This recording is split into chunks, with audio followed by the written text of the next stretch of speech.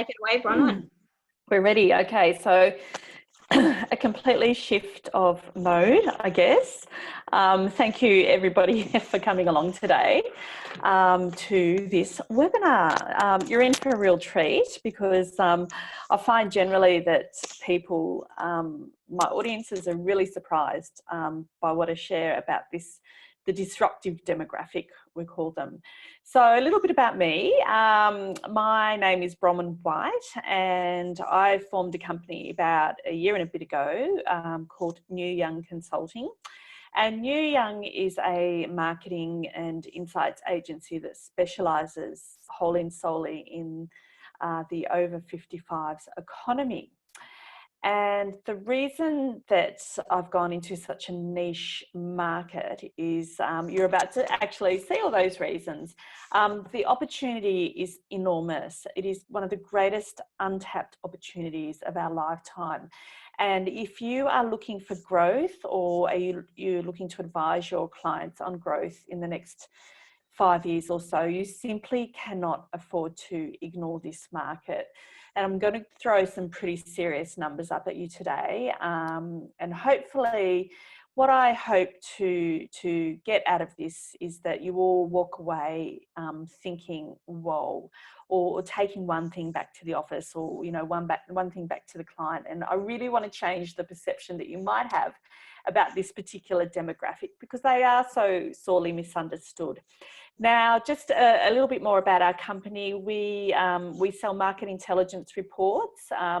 The Marketing to Baby Boomers blueprint is all about just marketing to baby boomers. So we have a range of information about how, you know, basically where their eyeballs go, where they're seeking information, what information they want. One of the key things, and we'll go over this about this particular market, is they are literally spending hundreds of hours on the internet searching. So this is something really, really big in itself. So it has massive implications as well. Okay.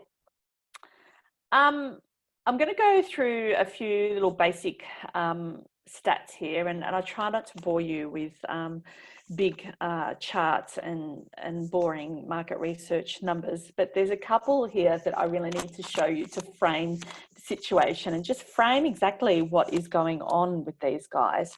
Now, you've probably heard a lot about baby boomers. There's the OK Boomer movement. We hang a lot of shit on them. You know, we give them heaps. They've destroyed the economy. They've destroyed the housing market in Australia. They've got all the money. Yes, that's true. And here is why. There simply is just so many of them. And what I have here is a really boring birth rate chart of Australia. And it's a similar story in Western markets. So it's not just Australia, but this is also in Europe, the UK, in the US, it's completely on steroids. So, you know, whatever's happening here in Australia, it's happening, you know, twofold in the US.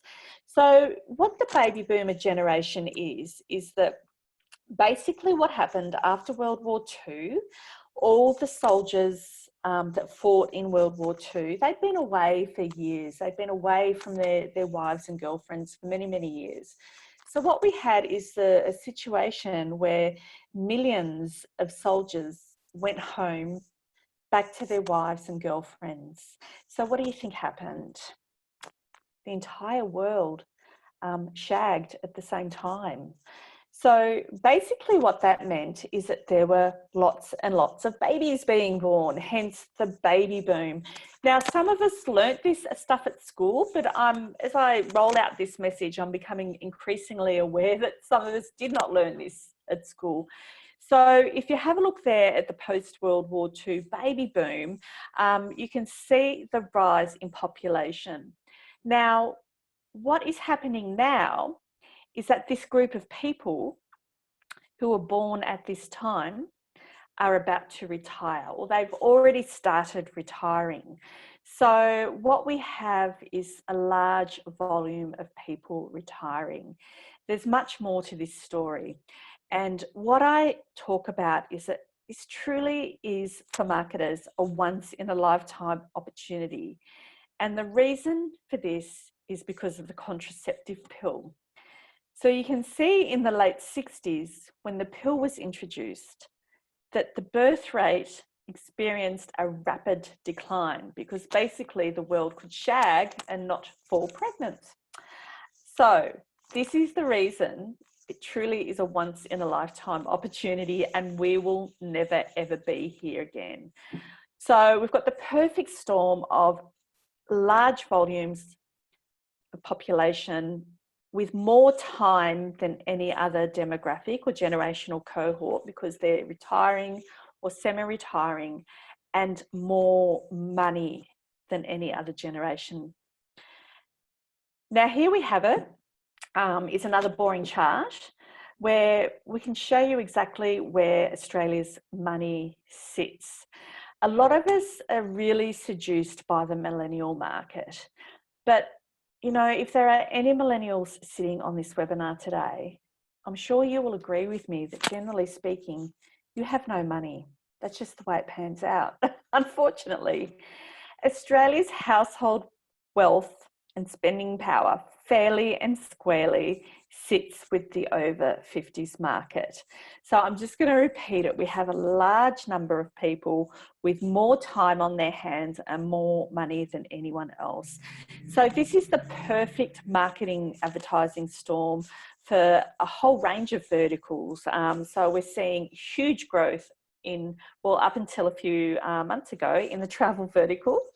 But just in that vertical, once everybody can venture past Woolies and the supermarket, for example, we'll all be busting to go anywhere. We won't care. So it's going to explode again.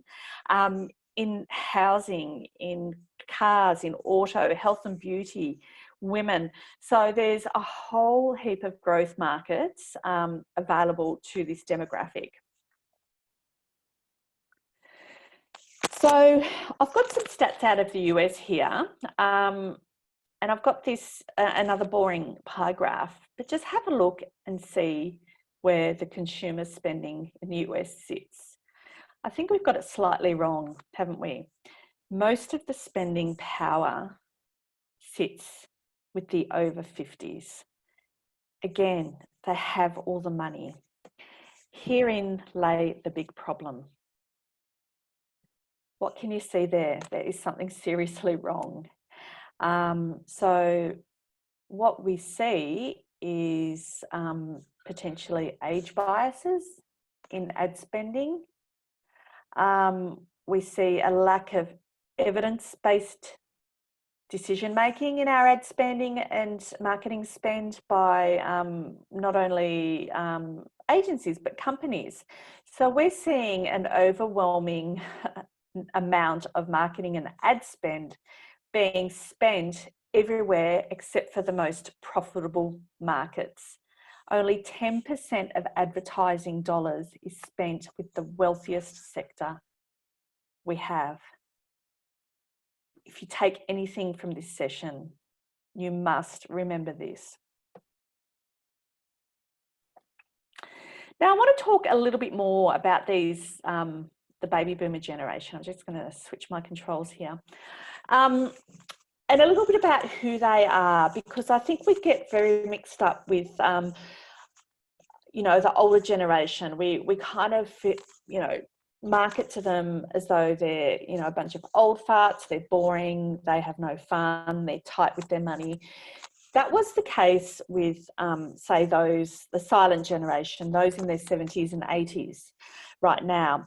But the baby boomer generation is a completely different beast. So you have to actually get rid of everything that you've ever thought about older markets.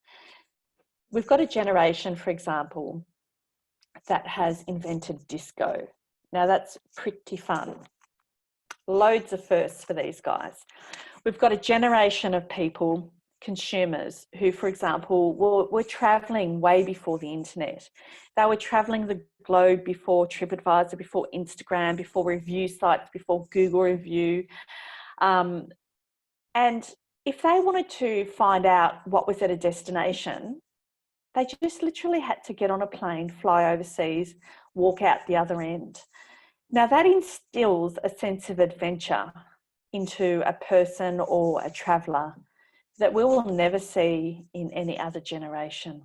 So these guys are truly adventurous people. They are exploratory, they're youthful, and they're really comfortable with who they are because of these formative experiences. And I like to just point out again to the younger marketers, not that anyone's doing this, is that this is a generation that were popping pills and going to festivals way before you were. So they were the Woodstock generation. And at Woodstock, this is when drugs came into play, acid came into play. There was a world of activism, you know, they started protesting. So they were kind of breaking out of the mold. And of course, the pill. It was the swinging 60s. So I know it's, my kids would say this is really cringeworthy stuff, but to think of, you know, your grandparents doing this sort of stuff, just, I know it's not right, is it? So we'll move on. I want to point it out, give you a little case and a little example of how this can play out. So if you look here, you've got your pretty average grandma and grandpa. I mean, they could be my parents, they could be anyone's grandparents, pretty average. He had an average career, 40 years at the Department of Housing. So these are real people. She's a nurse, she's always been a nurse, and they have 3 grown-up millennial kids and they have grandkids. So these people are also arguably the most well-known couple of their generation. This is them here. And this is the cover of the Woodstock album that was released in the late 60s. So here they are on day 3 of Woodstock. They've been on a bender, they've been taking acid full on for 3 days, and they're exhausted. Jimi Hendrix is playing in the background. You can hear them talk about this firsthand on YouTube. And the reason that I found this is that it was 50 years anniversary of Woodstock last year. So I advise you to go in and look them up because it's a really delightful interview where they'll talk you through that scene. They had no idea this picture was being taken. Imagine doing that now if you just whacked on a random photo onto your album cover and it was the best-selling album, you know, of that generation. And there they have Bob on the ground there with that brown blanket, completely passed out. They talk about him, he was their friend, and he's also in the interview, and how he basically had just come back from fighting in the Vietnam War the week before. So it's just a great story around, you know, you just cannot judge a book by its cover, these people. So grandpa and grandma on the outside is certainly not grandma and grandpa on the inside. There's a lot of differences to this generation to previous older generations. We're living a lot longer now. So it was only 100 years ago that we would live really only until we were about 50. So the average life expectancy 100 years ago was 48. And now we are living well into our 70s and 80s and beyond, and we're living really well. So we're living fit, we're living healthy, and in a sense, and to these people, our research shows that they see it as a whole new life. So, you know, previously they would basically at 50, you'd get this guy, he'd be 6 foot under when he turned 50.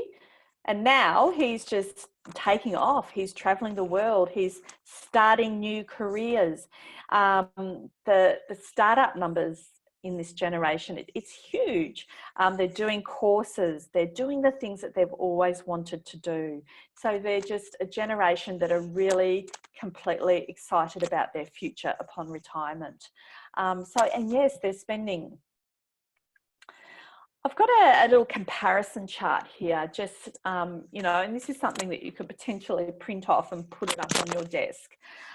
Again, we're seduced by younger consumers all the time. Look, they're not as wrinkly as baby boomers, but baby boomers just have the money, the time, the willingness to spend, the willingness to research stuff on the internet. They're all over it. They are not tight with their money. So just, you know, lining them up here, you've got the percentage of population, 26% of Australia's population. There's just simply more of them. Household wealth, sitting side by side there, no brainer. Millennials. Millennials are having families now. If you have any kids, you kind of will understand what a money sucker they are. I mean that in the nicest possible way, but I have 3 kids and they will suck all your money. That's just no more money for travel, let me tell you. They're also forging their careers, so they're really limited to time. So they just don't have the time as baby boomers do. And again, there's that percentage down there. 10% of ad spend is spent on baby boomers. 500% more is spent on advertising to millennials. Again, this suggests a lot of bias, and we're going to talk about that bias a little bit later on. Now, one of the stats that I love to throw out, it's not my own, but it's from a gentleman called Professor Joseph Coughlin, who has worked out that if you looked at this generation as its own global economy, it is the 3rd largest sector behind the USA and China. We are talking multi-trillion dollar, $20 trillion economy. I'm sure you could cop a few wrinkly ad creatives, you know, for that sort of wealth. It's huge. So I'm going to go through some of our myths here, and I do usually have 10 myths that I bust, but I wanted to dial up some stuff around marketing, advertising and imagery, because it's probably what you guys are really interested in hearing about. Now, one of our big myths is that this is a generation who is out of touch with technology. We hear a lot of the time that they're scared of tech, that we need to use print, they're not on the internet. Again, this used to be true of the silent generation. So those that are in their 70s and 80s now kind of skipped computers in the workplace, and that's what it boils down to. So I just want to point out that if anybody can grow and is adaptable with technology, it's these guys, because they were in the workplace when computers arrived into our world and on our desks. Now, I was a travel agent back in the late 80s, showing my age. One day we went from typing our itineraries on a typewriter, and then the next day there was this thing called the computer on our desk. Now, when computers arrived, we had this big clunk of a thing. If there were any sort of software updates or changes, it wasn't a matter of switching your phone on and off. You basically had to learn an entire new operating system. And they were at an age where there was no cloud. If you lost something, if you lost everything, you'd never ever see it again. So if there is a generation who is adaptable to technology, it's these guys. They have grown with technology. So they've gone from something like this sitting on their desk to the blue screen of death. I don't know if there is anybody there who remembers the blue screen of death. Fred, I don't want to insult you, but I don't know if you're around my vintage, but it could have been you. But this is the sort of stuff, if you got the blue screen of death, you lost everything that you ever worked on in your computer. So we've gone from this to this. Myth number 2 is that they don't use the internet much for research. Now, I did a big study in the travel sector last year and I was completely shocked. I've been studying this generation in the travel sector for probably the last 10 years. What we saw is that they are probably the most sophisticated and heaviest online researchers I have ever seen. So these guys, with all the time that they have on their hands, they're spending hundreds of hours of researching on the internet.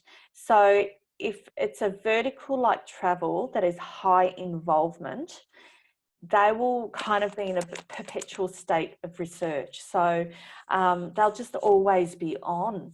They are researching and searching using Google search far more than any other generation. So obviously for everybody here in this room, it will have a massive implications for customer journey marketing, for any user experiences, for ad content marketing. You know, so we've got a generation that needs information. They will read everything that you put up as content. They'll watch all of your videos. So these guys are used to reading stuff. So don't be afraid in your copy to really sort of thrash things out or flesh things out you want to talk about. So I just thought I'll put up some of these quotes direct from our travel research last year. I'll just have a drink of water and you can have a read of those, but it just kind of demonstrates exactly what's normal. I mean, it's incredible.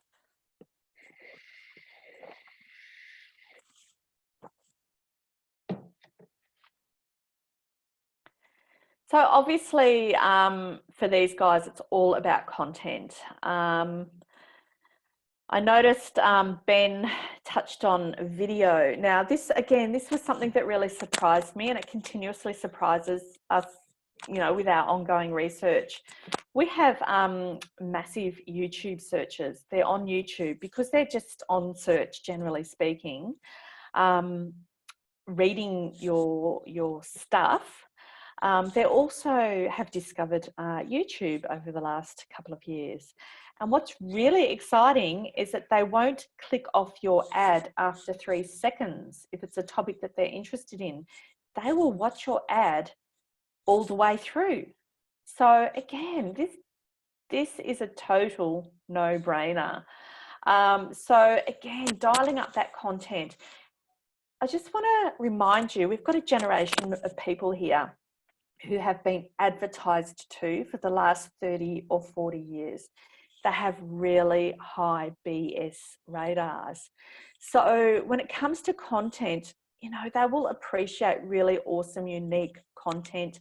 They appreciate user-generated content over highly produced content. They understand that, you know, high production values probably just equals lots of money being splashed at it, versus user-generated content, not even user-generated content, but internally created content. You know, the Dollar Shaver guys, I mean, they're all over this stuff. It's amazing. Now, myth number 8, imagery in this sector is absolutely appalling. So there are some tweaks here that you can really use in your advertising, in your landing pages, to really, really connect with this generation, more so than, say, your competitors. So at university, we all learn that we're supposed to use imagery of the person that we're trying to connect with. The problem with this generation is that seniors don't think they're senior. So therefore, you're not to call them senior. They don't think they're old because they don't feel old on the inside.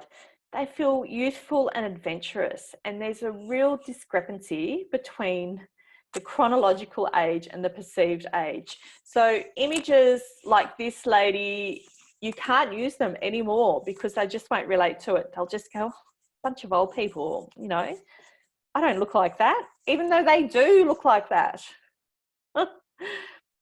So there's a real disconnect between grandpa on the outside and grandpa on the inside.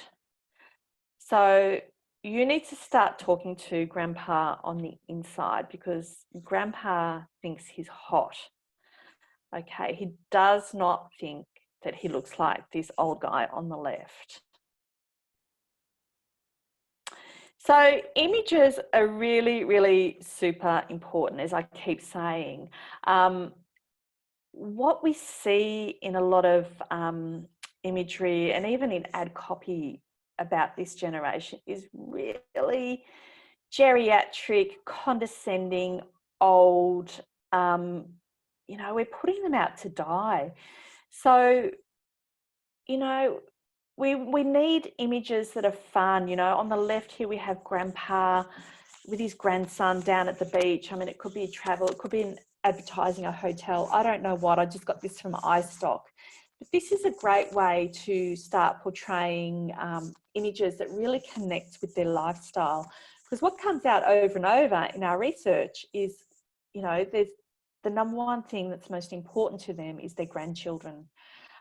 You know, so they live first and foremost for their grandkids, potentially their pets, and travel. Plus, you know, having a good time basically. So they're really, really lucky. I've put this photo up here. Now this photo up on the right, these are real images. So this is an image of a retirement village. Now, okay, these guys, it's a real photo of a real recce of a, you know, a tour of a retirement village. Why would you put that photo in your brochure? It looks like a hospital, looks like a place to go and die. And, you know, it just looks awful, doesn't it? So, I mean, in advertising and creative, we need to get a bit more creative around what we're portraying. Now, this type of imagery, this is, we actually test imagery as well. So this one was from a travel research study from last year. Now, you've seen this photo over and over. Potentially you've put this photo in something for one of your travel clients. I need to tell you, never ever to put this photo in ever again. So just like grandpa on the outside, they may look like this. They are certainly traveling like this, but they don't want to be reminded that this is what they look like when they're traveling. So again, we need to be creative. So ditch the group photo of old people in front of a bus, even though they're doing it. So when in doubt, I generally talk about embark in ageless marketing practices. So when it comes to imagery, I would say at least go 15 years younger than who you're targeting, because again, their perceived age and actual age is very, very different. And this is a generation that's involved in everybody's life. So they're serious funsters themselves. They do love their grandkids. They're young, they're active. You know, I live in the inner west in Sydney, and I reckon these guys are single-handedly responsible for the resurgence in live music in Marrickville. There's so many bars now with live music, and it's these guys that are in the places, that are actually in there listening to the music. Now, what I've got here is a series of marketing crimes committed against seniors.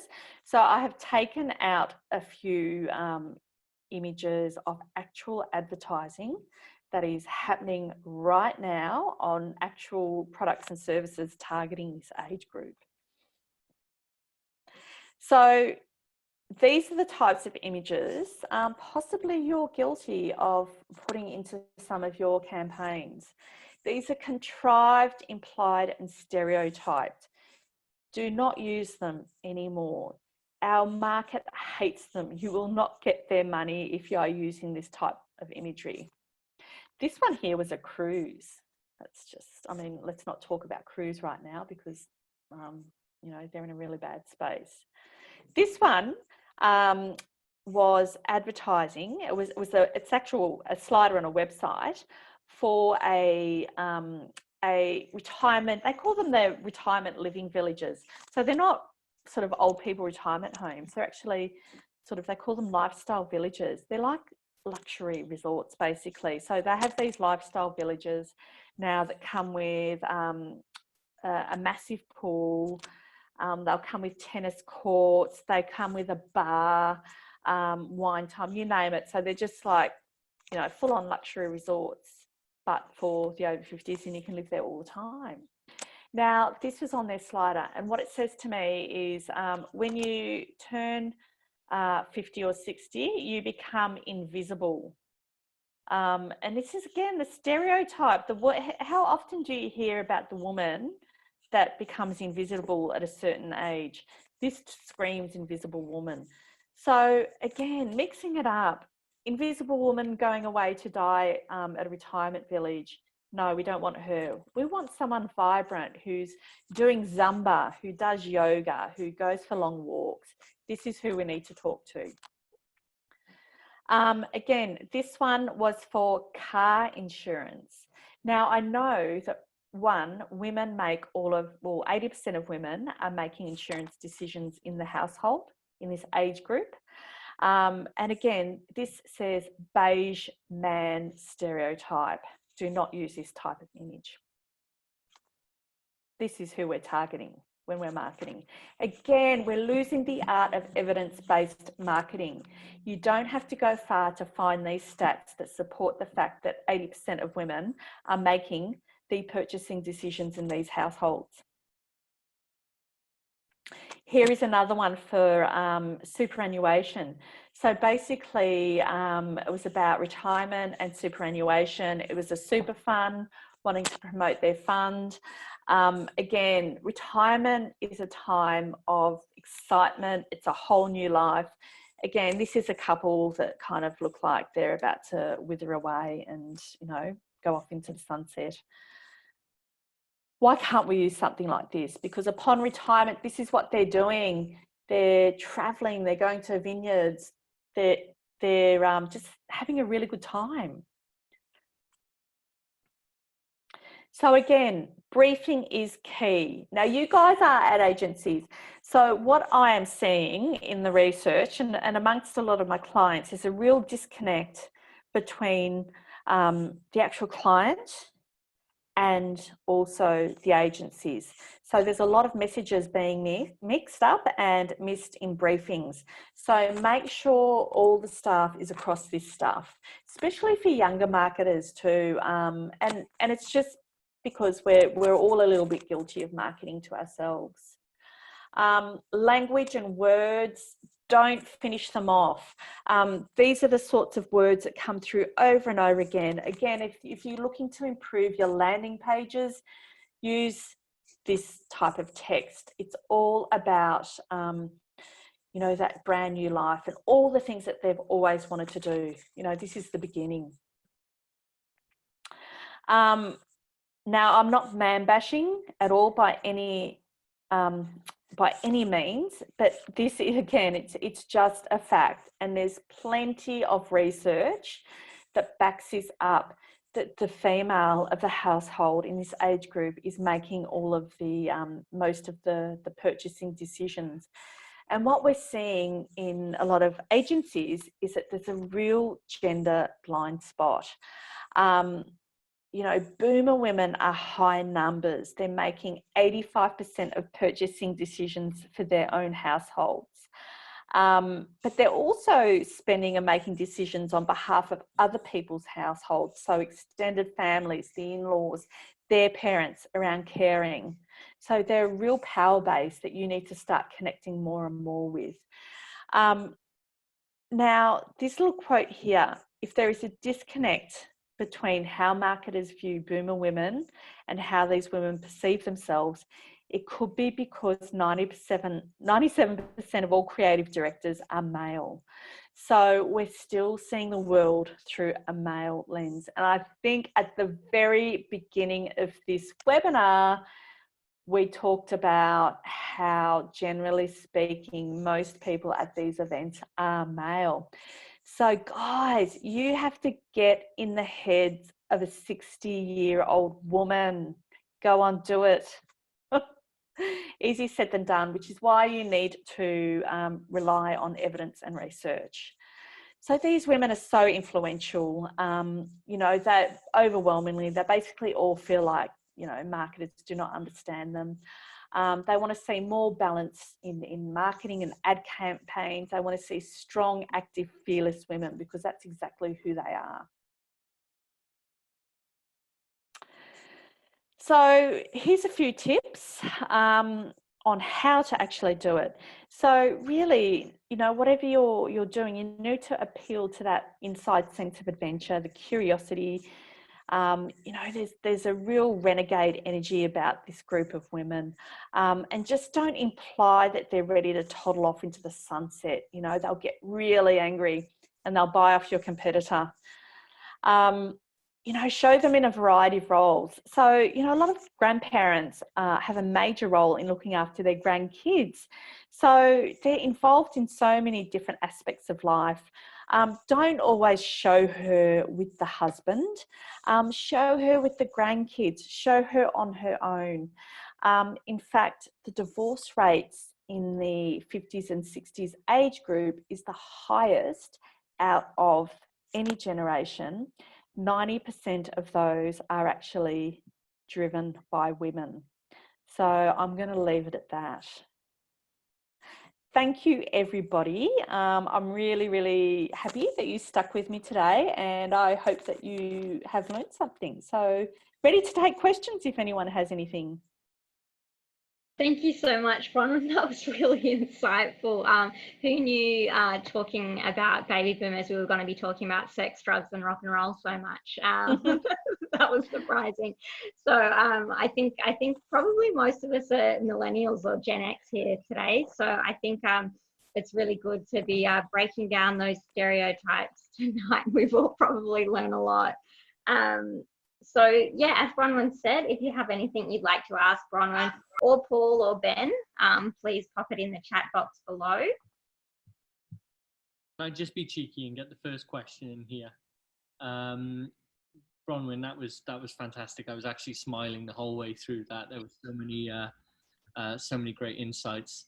I think, I know you covered the topic of contraception, but do you foresee another baby boom, the alpha generation, in about 50.10 years from now, after people 50.10?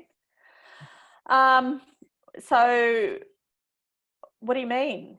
Well, in response to COVID and people being locked in this for a very long time, are we going to see that spike increase again? But potentially, we are. Or as we've just seen in China, a massive spike in divorce rates is the other side. We're either loved up or we hate each other.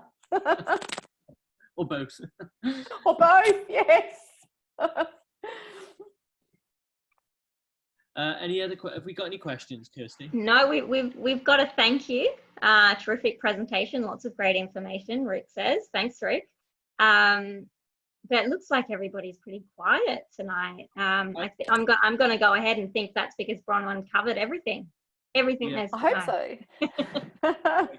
Bronwyn, I've got one more question then. Yep. I actually, you talked about through the lens of a creative director, a male creative director. I was actually in that unenviable position. I think it was in 2012. I had to lead a national campaign for the NHS in the UK. Every retired senior worker of the NHS. I think there was it was going out to about 700,000 people at that point. It's massive. Big campaign. But in the process, I came across the research that I think you may have been pointing towards, which was done by a company, I think they were called the Window Consultancy, which was around the differential between chronological age and perceived age, and the crossover. So at the time, I think the theory went something along the lines of, in your 20s, you see yourself as older, or you feel older. Yeah. And then when you get to about 27, 28, or maybe earlier 30s, there's a crossover where your age perception starts decreasing as you get older. So I think it varied by country, but looking at the UK, I think your average 70-year-old felt like a 50-year-old, or perceived themselves as a 50-year-old. Has that research gone any further, or has that been developed in any way? It has been developed, and overwhelmingly, it's still the same. You know, the way they are in here and the way they are on the outside. you know, completely different. And 20 years is a fair call on that. Yeah, it's just reinforced through research over and over all the time. There's lots of studies pointing at that. So that's why we have to ditch the grey hair. Actually, we've seen it's okay for the blokes to have grey hair, but not the women in advertising. And it's got to be grey hair, Sean Connery style, you know, they're still got to look hot.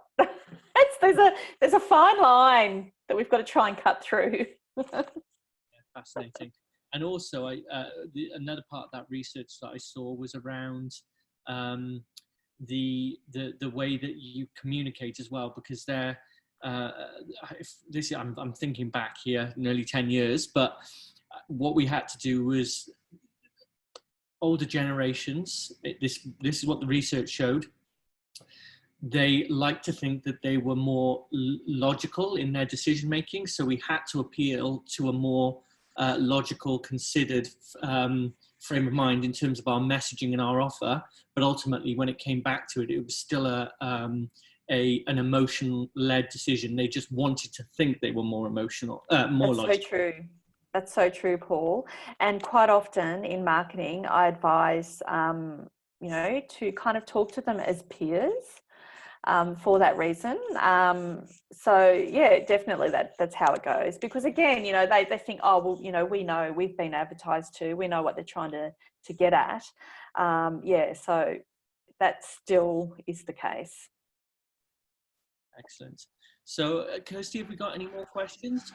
Yeah, so Rachel is saying that she really liked the marketing crimes, and she didn't know some of them, like the older couple walking on the beach, was a stereotype. But she's asking, do you think there will be new stereotypes in the future, like the stereotype older woman doing Zumba, for example? Yes, definitely. That already is becoming a stereotype. So, you know, they're pretty savvy. Yeah, so we kind of have to switch it up a bit, definitely. Yeah, because that older woman with the grey hair, Rachel's right, with the pixie cut, she's being used all the time, that style image. So, you know, I think this lady here on the screen, she's really beautiful to me, and that's not a stereotype, but it kind of reflects a wisdom. You know, I'm experienced, I'm really happy with myself, I'm well placed, if you like. So yeah, it's the type of image is really important, and that's a really good pick up there, Rachel. Just on the back of a question from Rachel on that, there's studies that show that using stock photos of people that are really, really gorgeous basically are not as effective as using real people. Do you see that it's the same thing, or because of the mental projection, it's more likely that people want to see, boomers might want to see someone that is a romantic notion of who that person is? Yeah, definitely. I think realistic but still attractive is definitely the way to go. I mean, it's really horrible to say, but that's basically the way it should be. So, so definitely, I've seen some great campaigns. The Lend-Lease have a really awesome visual campaign on at the moment, advertising their retirement lifestyle village in Richmond, and their talent is kind of where, you know, they're really funky looking couple. It's Richmond, so they you know, they clearly would have used to go and see bands when they were younger in Richmond. So it kind of portrays that nice mix of good looking but not too good looking, and funky. So I think it's the whole, I mean, it's really lame term, but the vibe, picking up on sort of who they are on the inside. And the other thing I really like to use that I should probably have mentioned in this presentation is music is a real key to this generation as well. You know, music. So that's why I'm thinking of this couple on that Lend-Lease video. You know, they combined music, they combined you know, scenes and visuals, and you know, just more lifestyle shots, if you like, on top of the talent. We do also have another question about, I think, about what industries kind of do best with this demographic. You know, you kind of touched a little bit on insurance, on autos, things like that. What industries work the best? Look, I don't think anyone's doing it really fantastic at the moment, but the ones that are really doing it best, I'd say the Lend-Lease one is because they've got, like, they're investing so much money in it. They're clearly investing a lot of money into their research, the marketing communications research. So anyone in that lifestyle community village, there's another one called Lifestyle Communities that are doing it really well. I see some Olay are doing it really well in beauty. And again, they use a range of age groups and looks in their campaigns. Look, it's changing. You know, this time last year, you know, we've come a really, really long way. So I think they're being taken far more seriously as people understand just what they're worth. Okay, I hope that answered your question. And Rachel is also asking, what do you think about images of this age group still in the workforce? Since the retirement age seems to be increasing, and obviously as well, people are becoming entrepreneurs after retirement. Yep, they're working, definitely. It's a great idea. I think I saw some research recently, 20% intended to just work right through retirement age. A lot of them are using it as the opportunity, as we mentioned, to start up a new business. They're reskilling, they're going back to university. Yeah, they're realising their dreams. So definitely, they're not retiring, because retirement is a word that came about during the Industrial Revolution at the turn of the century. You know, when people used to go to factories, men would go to factories, work there for 40 years, come home and die. So retirement was that cut-off age at 50, where they literally used to come home and have about a year at home and die. That's where it comes from. You know, we're working, we're rediscovering who we are and doing different things. Yeah, that reminds me of that quote. I don't know who said it, but, you know, we probably all heard it, that the most dangerous time in our lives is when you're born and then when you retire. I think that kind of just comes from the whole sentiment of, you know, if you slow down, you die. Yeah, exactly. But I think they're not slowing down, are they?